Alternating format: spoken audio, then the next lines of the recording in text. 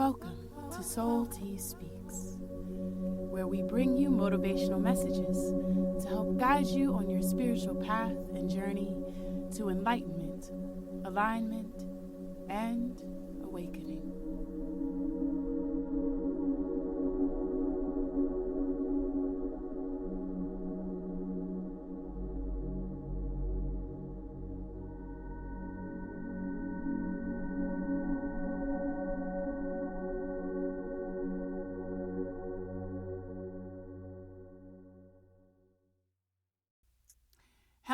Hello. Welcome back to Soul Tea Speaks Week 2, Episode 2. I'm so excited.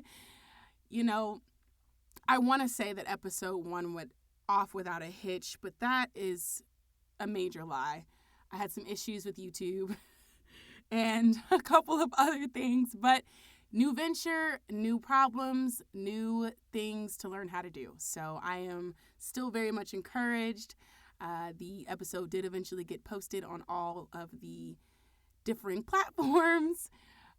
And I'm really excited to be here. Y'all have no idea.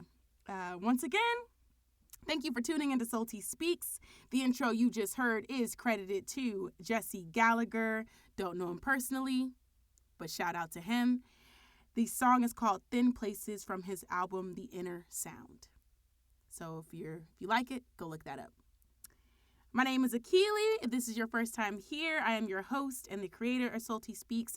If you'd like to hear a little bit more background on me and just about how Soul Tea Speaks came to be, do go back and listen to episode 1 if you haven't already.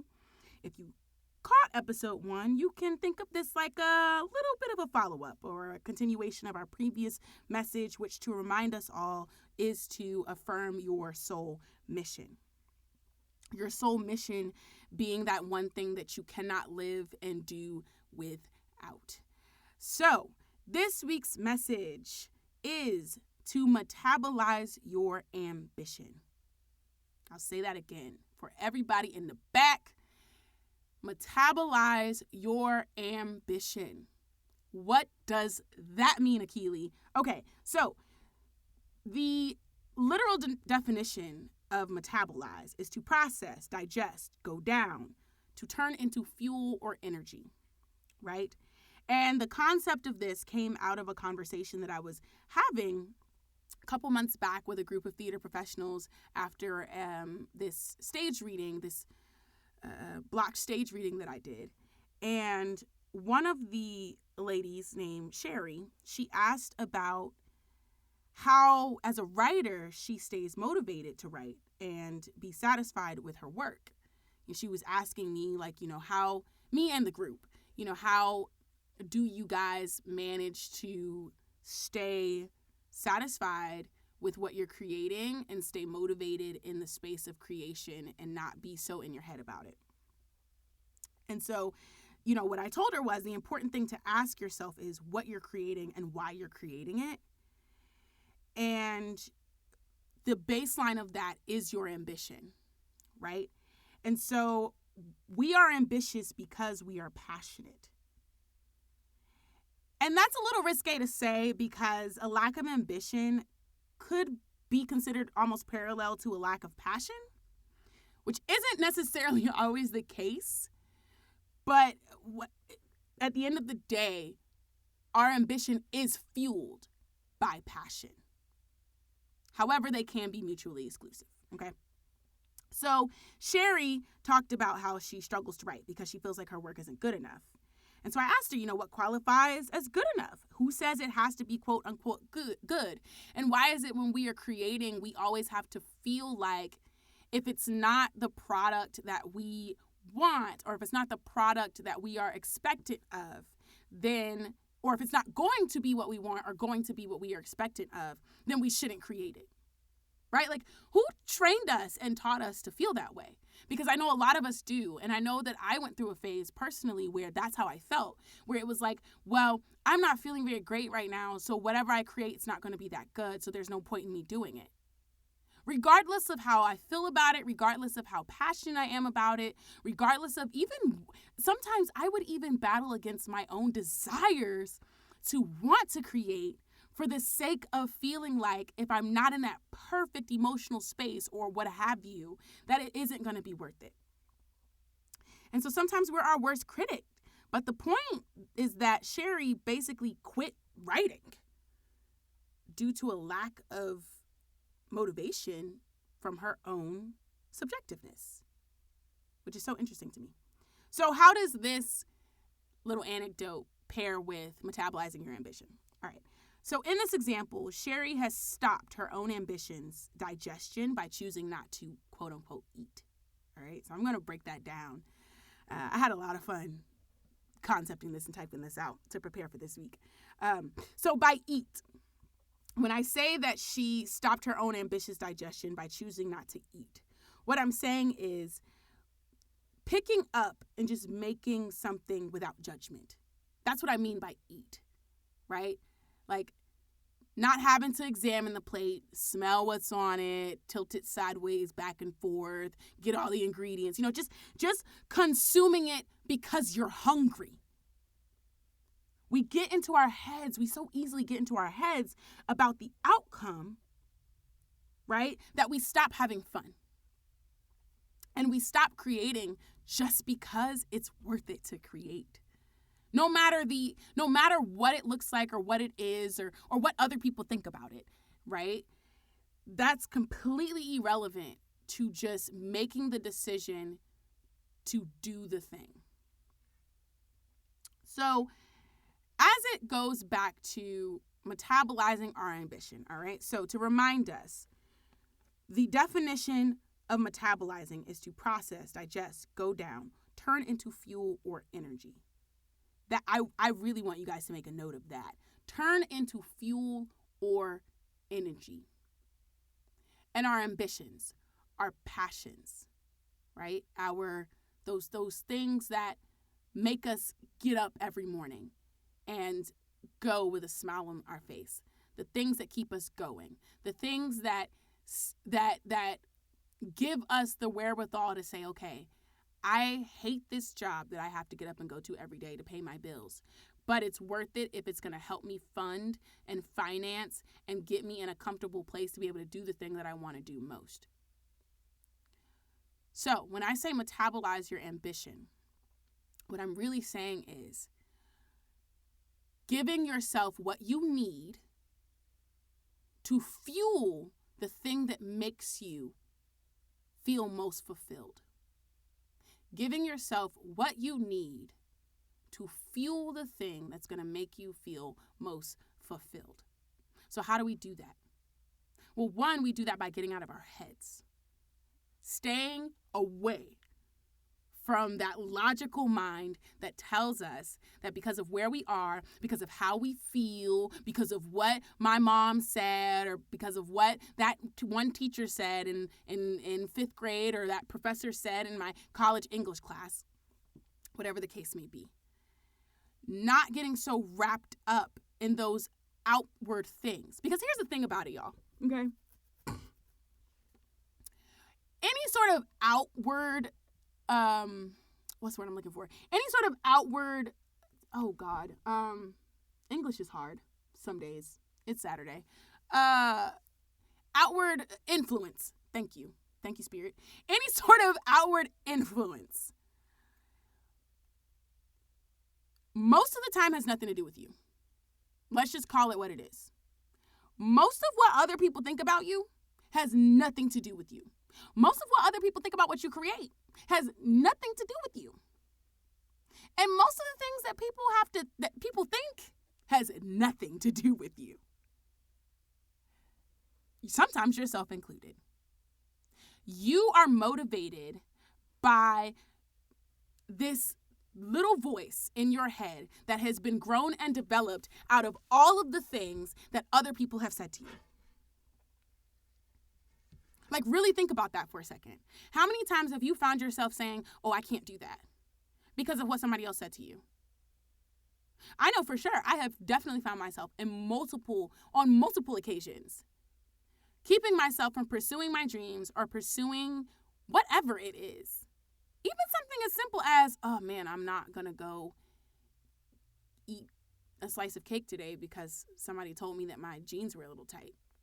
Okay, Ann, go get your cake. It's going to be all right. Like, you know what I mean? Like, and that's a really trivial example, but I'm using it to help kind of really bring this to the smallest level, because those things do make a big difference. Even something as small as a slice of cake, you making the decision to not have that slice of cake because someone made a comment about how your clothes fit, that's outrageous. There's a difference between hearing that and being like, you know what? I actually agree. I could stand to lose a few pounds.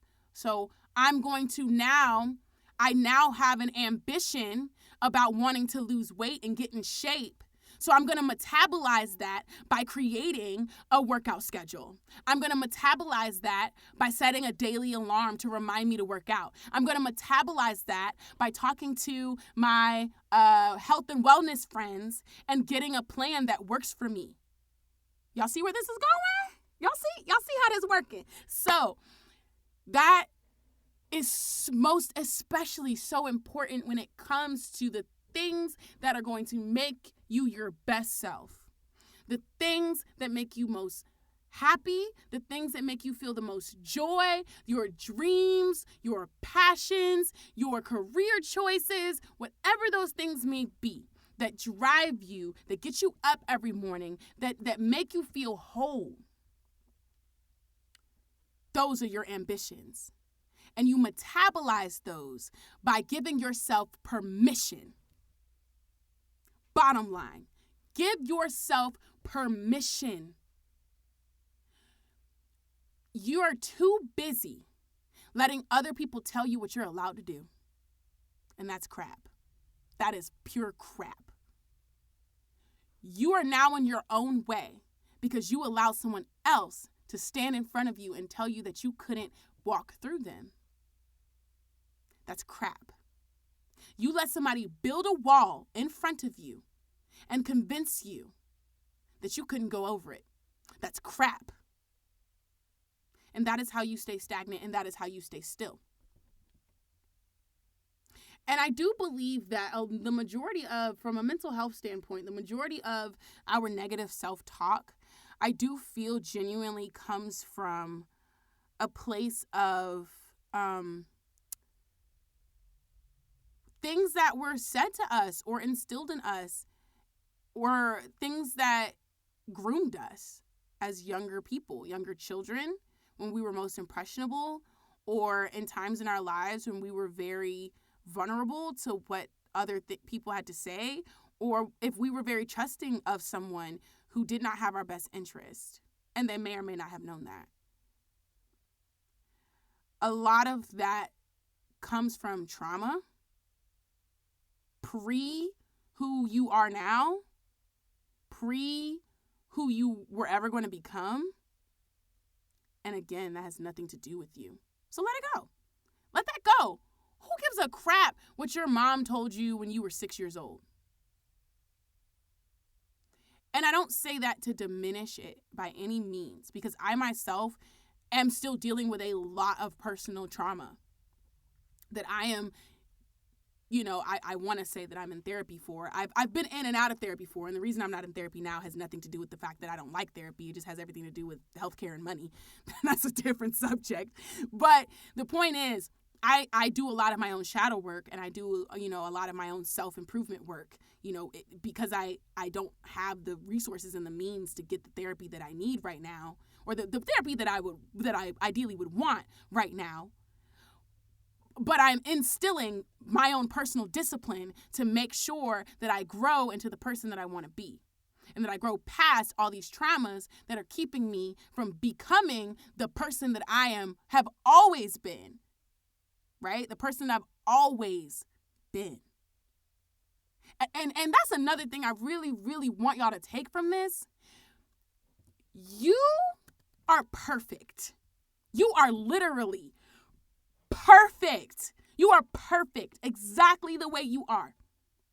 And who you are and who you were and who you're going to be are all exactly right. They're all exactly right.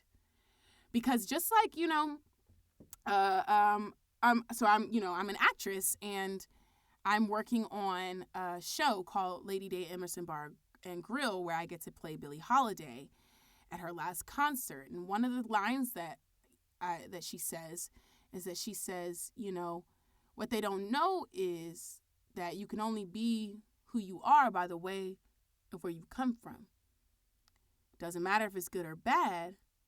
What matters is that you understand is that who you could not have been who you are now unless you know who you were way back when. And then she says, I know who I am now because I know who I was then. And that is the foundation of everything. Every single day, every single moment that you spend learning, experiencing, engaging, creating, you are becoming. And it is allowing you to move into just your next version. But you are always you. And you are always perfect, just as you are, in whatever stage that you're in on that day. And so, routing back to our message, metabolizing your ambition. Get out of your own way.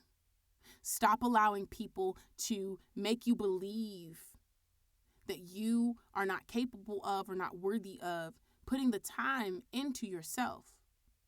Stop putting all these stipulations. Y'all love to put stipulations on who can do what and how they can do it and when. I recently started another entrepreneurial venture where I'm opening a gaming store, an online gaming store. And there are some other things that go with that, but to make this point, I'm opening an online gaming store. And, one of the methods I'm using is drop shipping.